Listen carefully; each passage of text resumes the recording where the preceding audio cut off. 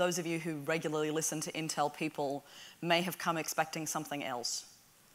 What you should know is there are no graphs in this presentation, there are no numbers, and there are precious few references to semiconductors. So if that was your hope and expectation, I apologize in advance. I also realize I should apologize for being Australian. I find myself having to apologize for that more and more as my cricket team's performance continues to slump. If there was a time when I could brag about being Australian, this is clearly not it.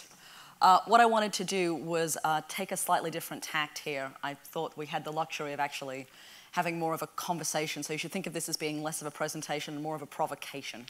And I've taken the notion of mobility here very loosely, and have thought rather than talking about mobile devices, I thought I'd talk about something else that was mobile, which is data.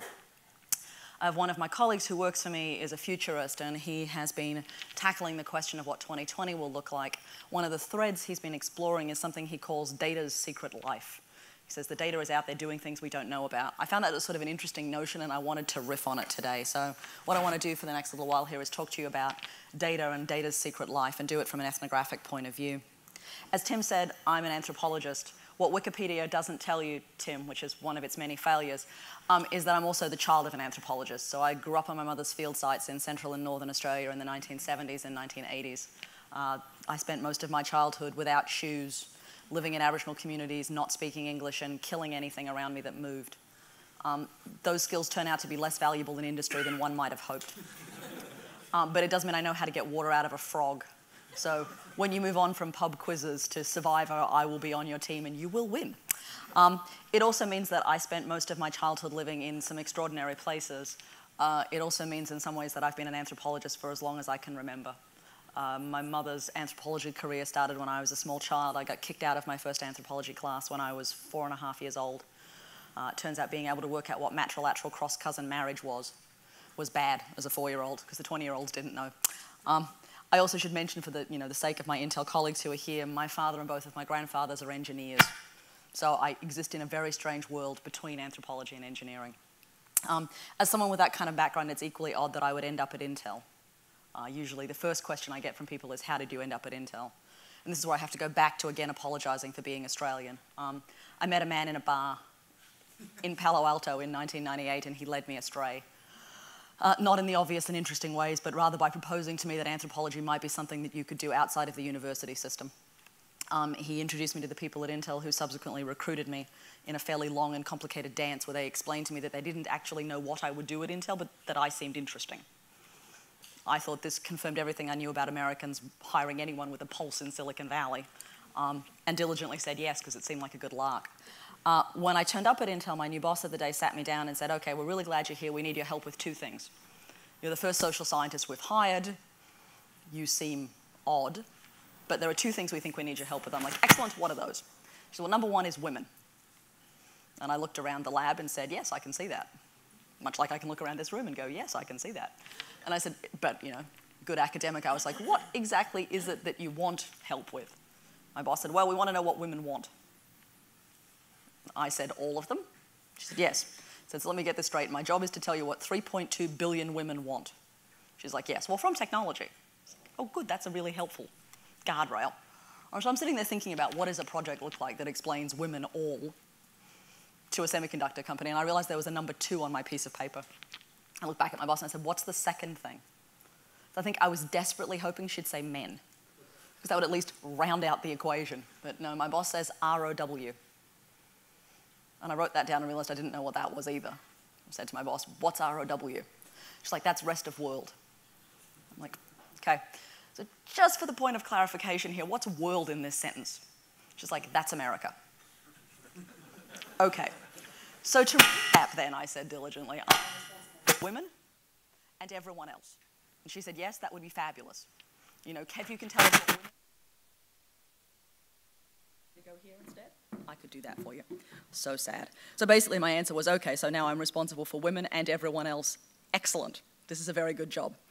So in the 13 years I've been at Intel, my job really has been about bringing stories about people and their everyday lives back into the business. We use it to shape how we think about technology, how we think about silicon and products and platforms, all the way through the kind of work we do. And every now and again, I think I'm making progress. Until recently, I was in a meeting and some of my colleagues said, we get this whole notion about paying attention to people. It's been really helpful. We've found them. And my colleague said, and here are the people we're going to design for. I'm like, who are these people? They're like, these are our users. And I'm thinking, okay. So I looked at my colleagues and I said, so can you help me here? They're like, yes. I'm like, where in the world do you think you're going to find 3 generations of white people happily watching the same content together? I'm like, what do you mean? I'm like, well, it doesn't happen. Absent Canada and maybe New Zealand, it's really rare to find 3 generations of white people in the same room, all happy with the same content on a television screen. In fact, sociologically almost impossible. It's also, they may not have realized this, it's kind of difficult to have white furniture and small children. The complete absence of clutter in this room is sort of scary. There's only one remote control and it's in the hands of a woman. All of which start to suggest that the users my colleagues had found were deeply deceptive ones. These are users that are terribly, terribly seductive. If the story you want to tell yourself and the design you want to think about is one where you imagine there are people waiting already in some ways delighted, soon to be further delighted by you, where there is no legacy, no clutter, nothing to manage, this is a great way of thinking about users. It's also about as unrealistic as it comes.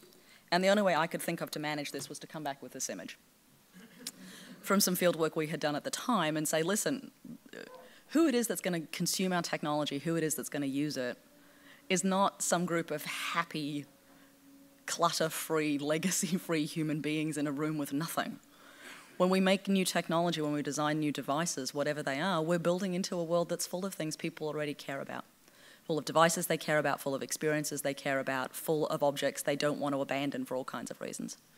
In this room, there are a television, a VCD player, a Blu-ray player, a DVD player. There is enough pirated content that this man could set up his own shop selling pirated content. There is an automatic foot massage machine, as you do. Fax and photocopying machine, again, as you do.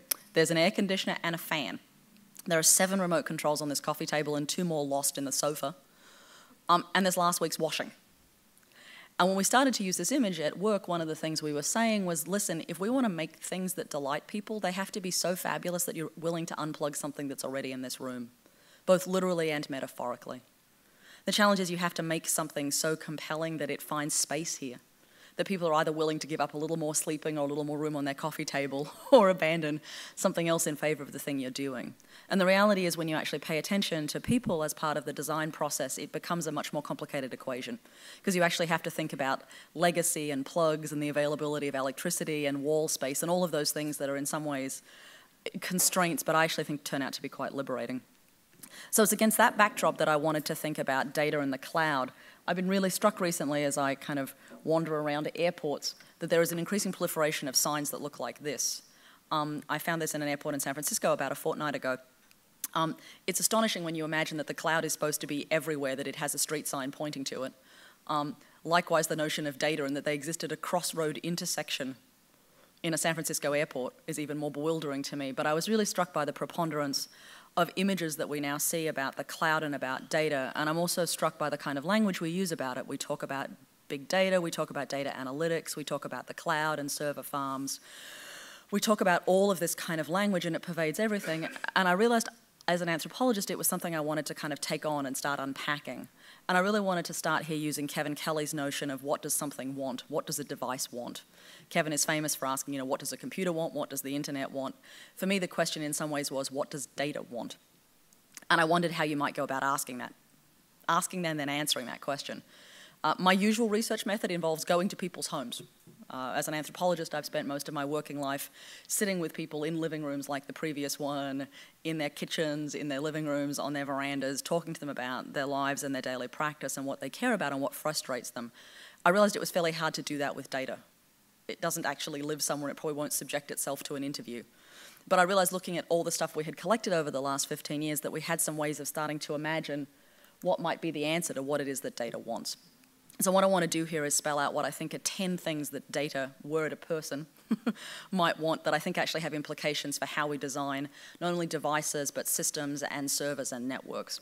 And you have to imagine here that I'm really kind of pushing on this notion of data and of what it might want. So 10 things that I think data might want or is or needs. The first one is that data actually doesn't want to be dematerialized. We spend a lot of time thinking about things being virtual and about everything having, in some ways, a virtual existence where it can move across a network. One of the things that's really clear from the fieldwork we've done and the time we've spent with human beings is that physical objects actually matter. Things having a physical presence is hugely important. It's part of the way we talk to other people about who we are. All of you in this room made decisions, some of them perhaps poor choices, when you left the house this morning about what you were wearing. That signaled who you were to others.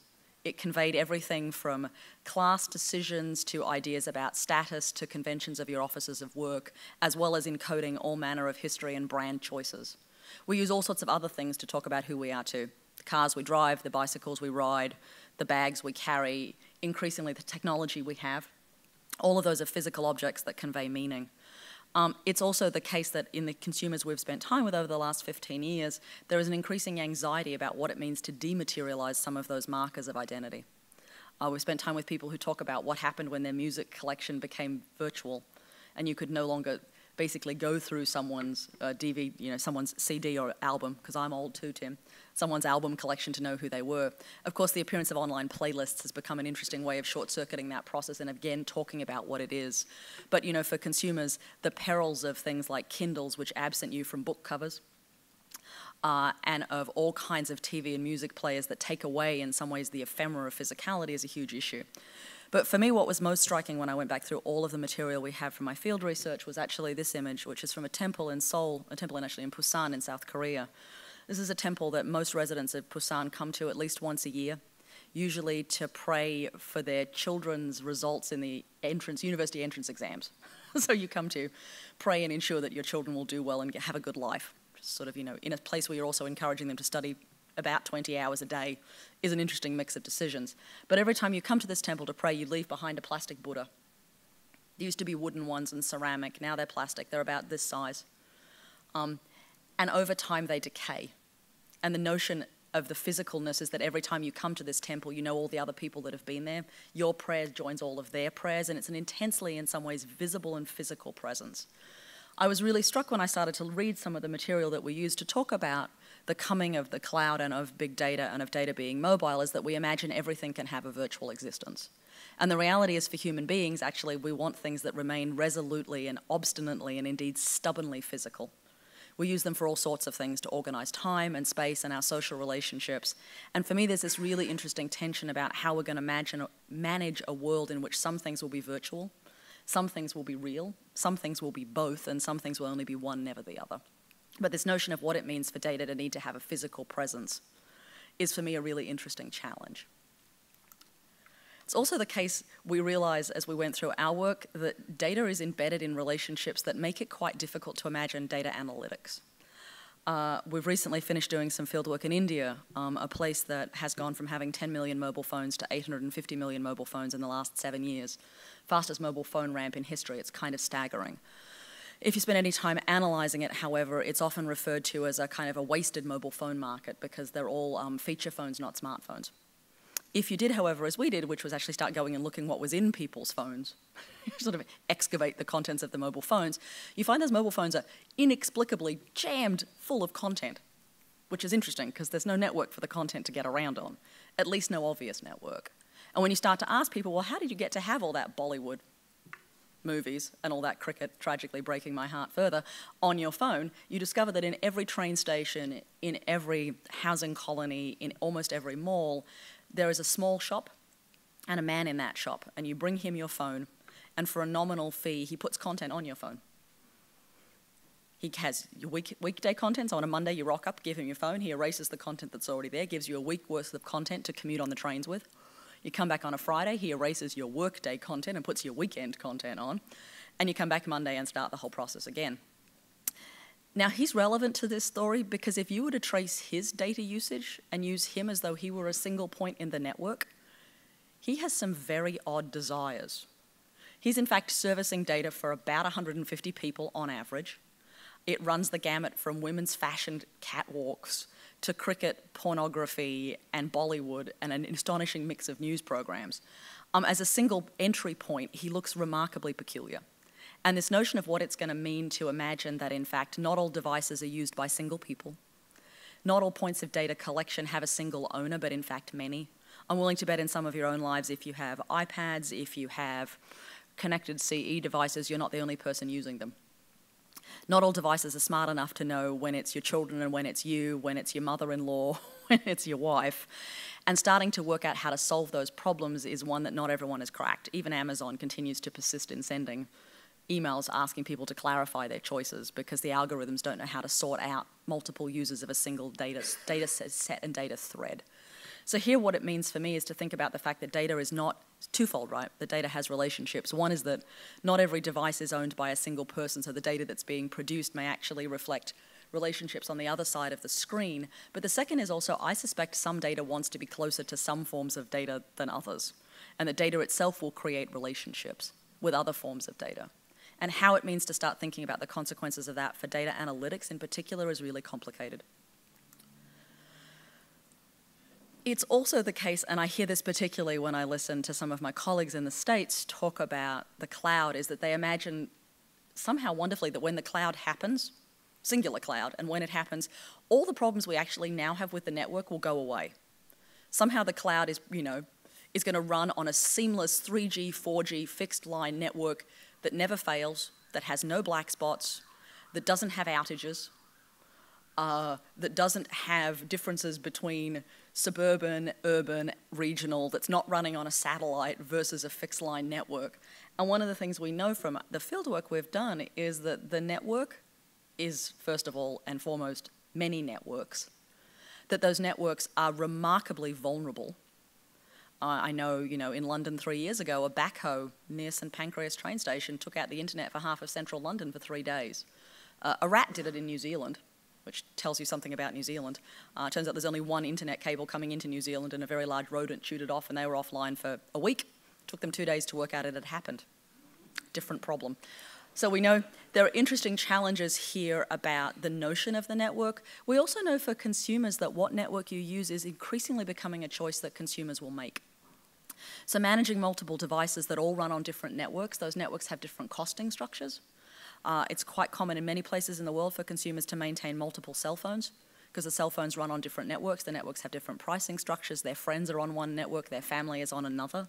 They're making decisions about which network they use for all manner of reasons. And not all of those networks are stable, and not all of those networks are equal, both in terms of what can be trafficked on them, but also in terms of costing. In fact, I think there's an argument to be made that the digital divide of the next 10 years is actually a divide not so much about who has access to the technology, but who can afford the network connectivity costs. And thinking here about what does it mean that data is mobile but is going to run on a series of networks that are in some ways profoundly complicated is an interesting process to imagine. Running into this are also some of just the laws of physics and the availability of cabling. So in my home country in Australia is in the process of building out a high-speed fixed to the home network for broadband. When they complete that network and turn it on, inside Australia, the speeds will be so much faster than the undersea cables that get content from the rest of the world to Australia that we're going to have these really interesting lags where certain sorts of content are going to move with latency on the network and some will not.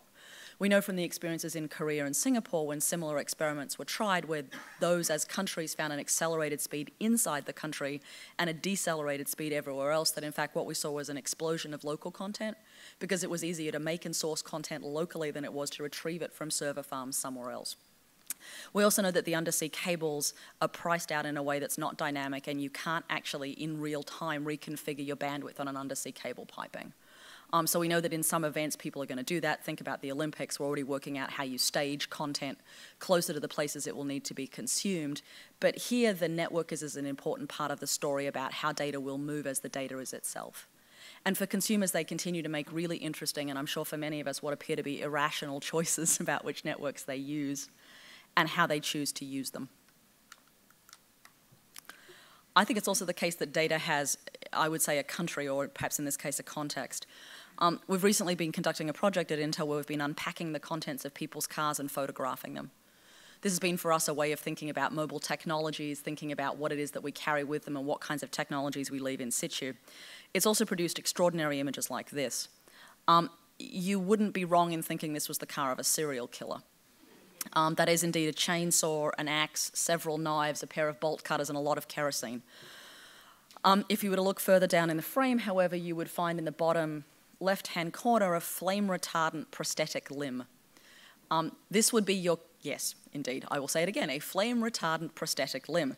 This would be your clue that this is in fact not the car of a serial killer, but in fact the car of a volunteer firefighter who happens to only have one leg and is required by the state to have a flame-retardant prosthetic limb in order that he can fight fires.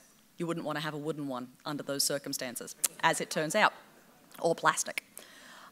What's remarkable about this image is if what you did was simply compile this as a list of objects, chainsaw, bolt cutters, knife, 10-inch blade, knife, 12-inch blade, fishing tackle, 10 meters of rope, 5 liters of kerosene, it would be hard to have a story that made all of that made sense that didn't immediately lead you to, serial killer.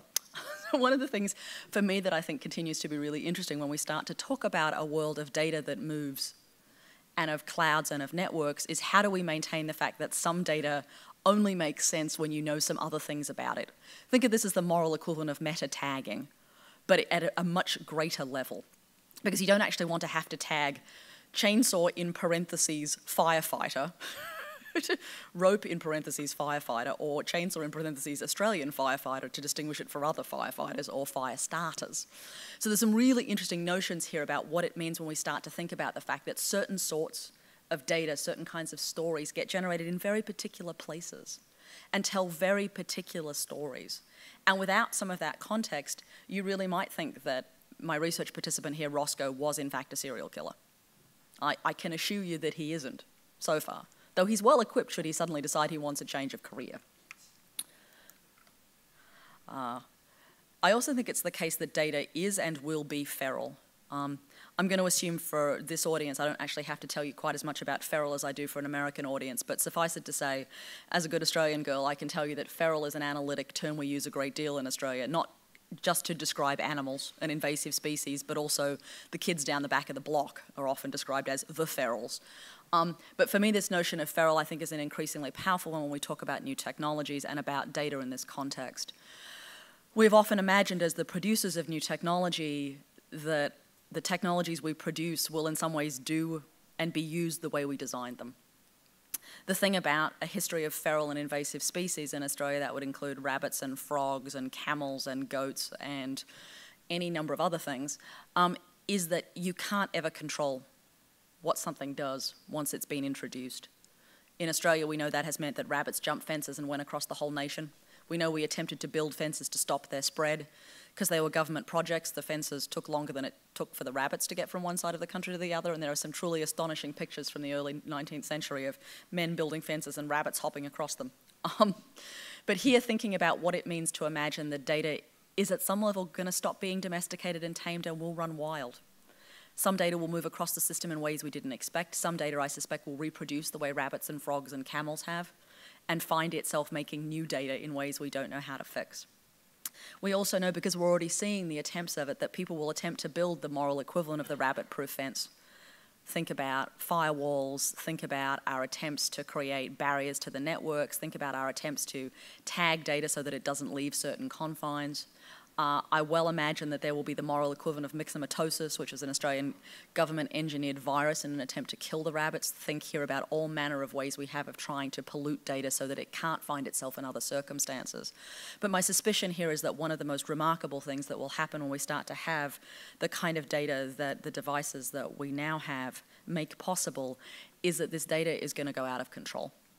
It will jump the fence, it will run wild, it will be impossible to re-domesticate. And the challenge here is not thinking about how do we keep it inside the fence, but what do we do when it's gone over the fence? And how do we start to manage that spread and distribution? I think it's also the case, and in some ways this again draws on some recent fieldwork I've done in Australia, that data comes with responsibilities.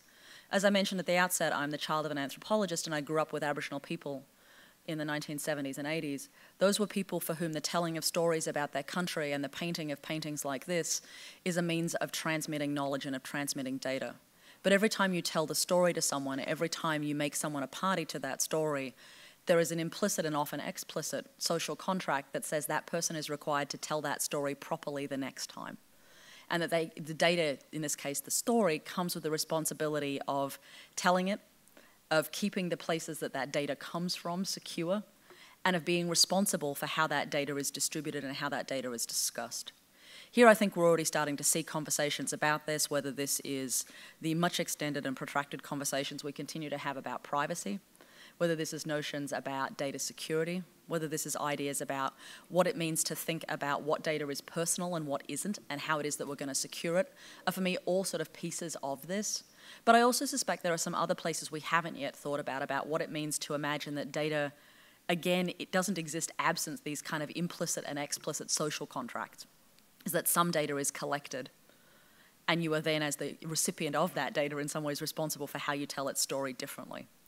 Think here about the reactions that we've seen globally to changes in privacy settings on things like Facebook, where clearly consumers believe there was both an implicit and explicit social as well as written contract about the responsibility that an organization had for the data they had collected. Imagine that now scaling up to the fact that all manner of your devices and things in your world that could collect and produce data will do so. Your electrical meters, your health devices, the transportation grid on which you run, your church, your medical provider, all of those start to have these really interesting forms of social responsibility. We also know from some of the work we've been doing that consumers feel this responsibility in some ways more than enterprise and government does. We'd done a study recently where we had spent time with consumers and we'd asked them about what sorts of information they were willing to exchange in return for a better service, cheaper content, that sort of thing. What was fascinating as we analysed that material was one of the things we found is that while consumers were willing to trade their own profiles for content, the thing that they thought was utterly, utterly unacceptable was trading their friends' profiles. People with whom they were heavily networked, but they configured their sort of violations of other people's privacies was much worse than violations of their own.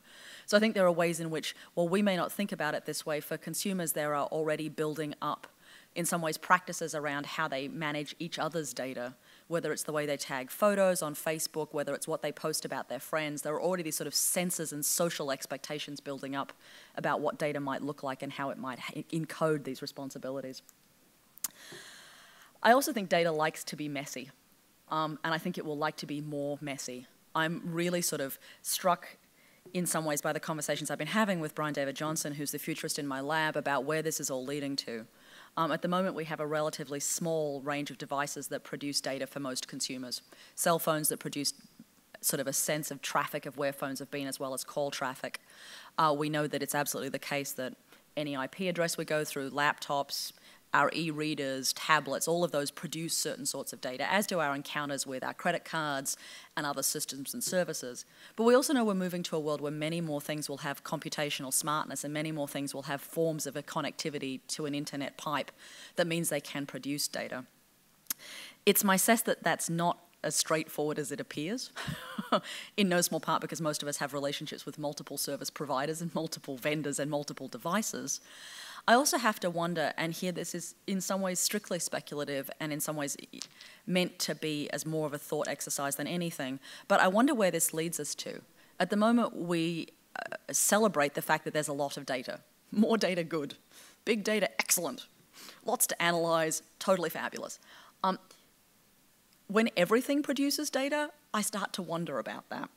And I wonder for consumers whether we will start to have an awareness of the notion of ourselves as producing clouds and clouds and clouds of data everywhere we go. And whether that becomes against a backdrop of an incredible concern about sustainability, carbon footprints and the like, a sense of concern of consumers that they are producing data smog. And then starting to wonder about what it means to imagine, for all sorts of reasons, whether it is financial, whether it is privacy, whether it's security, consumers wanting to adopt devices that produce less data, of thinking about, what is the moral equivalent of an unleaded data stream versus a leaded data stream, of what it means to think about wanting to control the data you produce, who has access to it, and wanting to limit it down, because for any number of reasons you don't want to be producing data, suggests to me that this is not going to be as clean and as uncomplicated as it appears right now. And frankly, I think on both sides of the equation, people who manage data farms as well as people who produce data are going to find that, in fact, we hit a point where we may have too much. There are some Chinese cities that are contemplating turning on an Internet of Things sensor network that should hit in about 2014. And I've seen the projections for how much data they think they'll produce every second. And they actually don't have any mechanism for capturing it and analysing it. And their concern is, in fact, they will produce more data than they can meaningfully manage, and they'll have to erase the data in real time in order to manage what is being produced, which starts to create some other really interesting questions about what that all looks like. But for me, I think imagining this is all clean and straightforward and tidy is probably really deceptive. And although this may seem in a direct contradiction, I think one of the things I know about human beings is we often hold mutually contradictory facts in our heads and behaviors in our heads simultaneously. I think for as much as data is messy, it also has a very strong desire to present its best face here. This manifests itself in a number of different forms. The clearest one for me at the moment is the work of a colleague of mine, Jeff Hancock at Cornell University in the States. He's a Canadian communications scholar, and he used to study textual utterances. He spent a lot of time tracking irony in email in McGill in Canada. He moved to the United States and is the only man I know who can scientifically prove that Americans don't understand irony. He discovered you couldn't test for it in the labs because they didn't recognize it when they read it or heard it. So he moved on from irony to lying, which I think is an interesting transition. And he now finds himself studying online dating sites because he realized it was the first and foremost place you could track consumers lying where they were willing to admit that they'd done so. What's remarkable about his work and the work of his colleagues is that he has, at this point I would say, fairly categorically demonstrated that 100% of Americans, that would be all of them, 100% of Americans lie on their online dating profiles.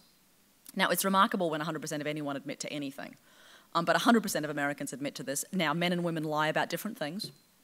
Women shave about 1.5 kilos off their weight. Men add many centimetres to their height. You'd think these things would be obvious, but apparently not.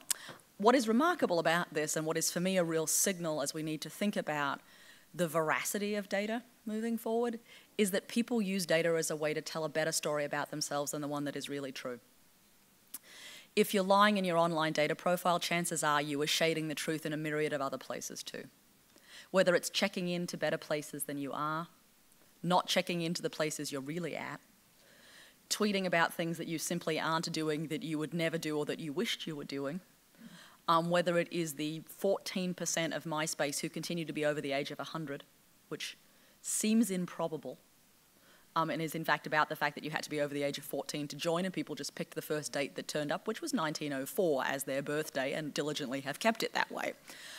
So there are all manner of ways we choose to, not so much in some of these earlier examples where we are, multiple people using a single device creating confusion. This is a deliberate, in some ways, sin of perhaps omission, if not commission, here about how it is that we choose to present ourselves. Now, one of the most interesting facets for me about this work is there are some psychologists who started to track this behavior, not prove its existence, but track the way we feel about it. For most of us in this room, we were raised in cultures where lying is endemic but shameful. The average human being tells somewhere between 6 to 200 lies a day. On the 200 end, you've become sociopathic, let's be clear. But on the 6 to 20, you're just an average human being who diligently says, yes, that was great coffee. No, you look fine. Yes, it was a lovely weekend. Love your cooking.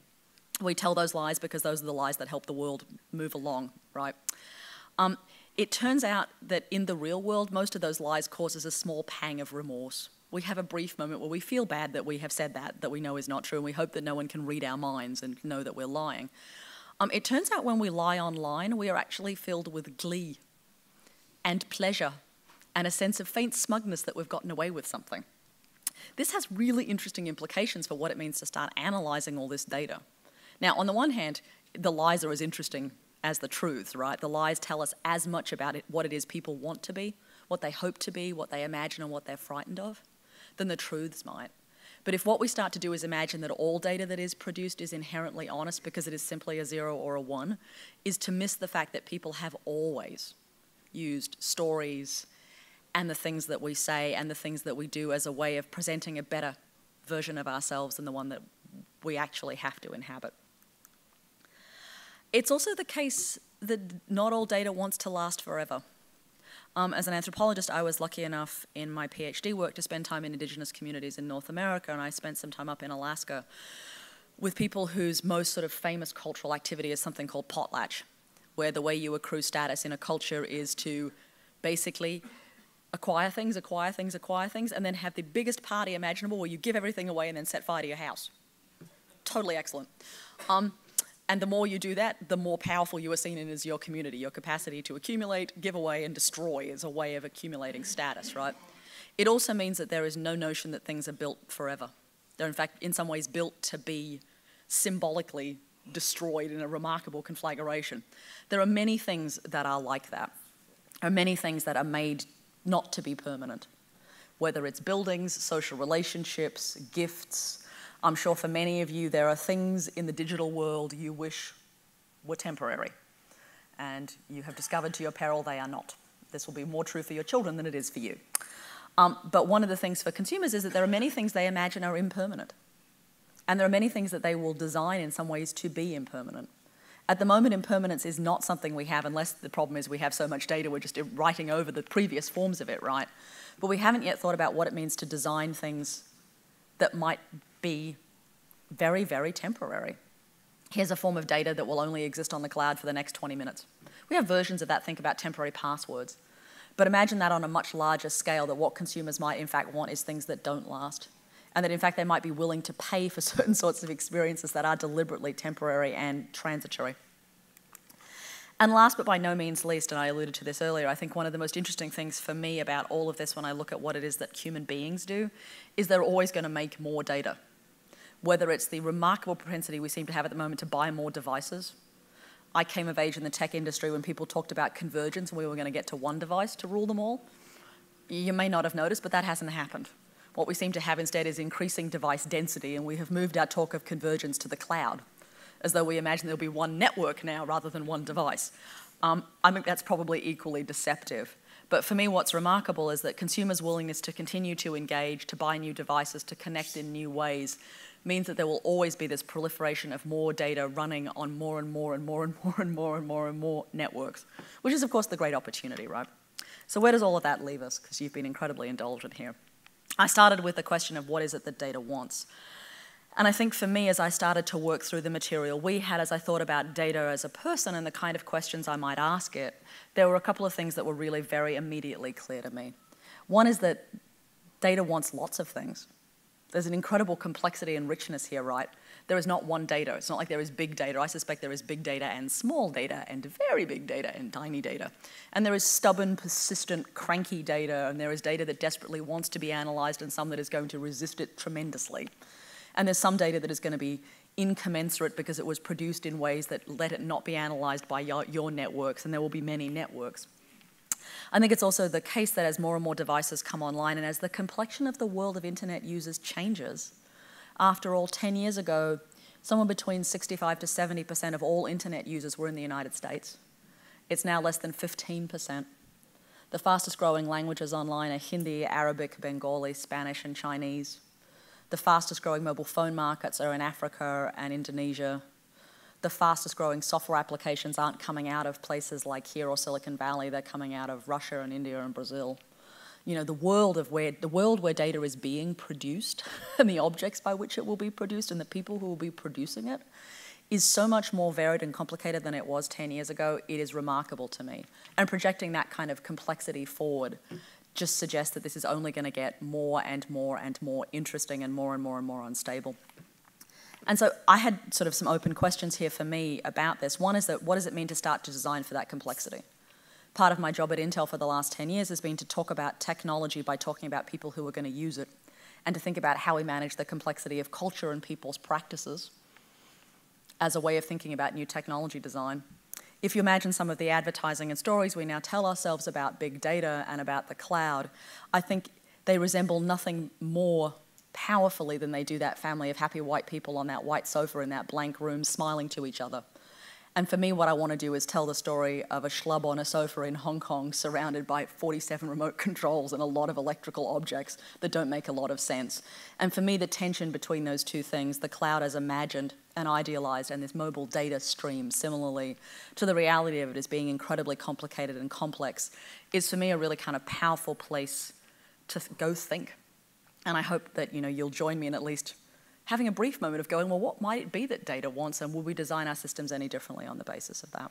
So I wanted to stop there and say thank you.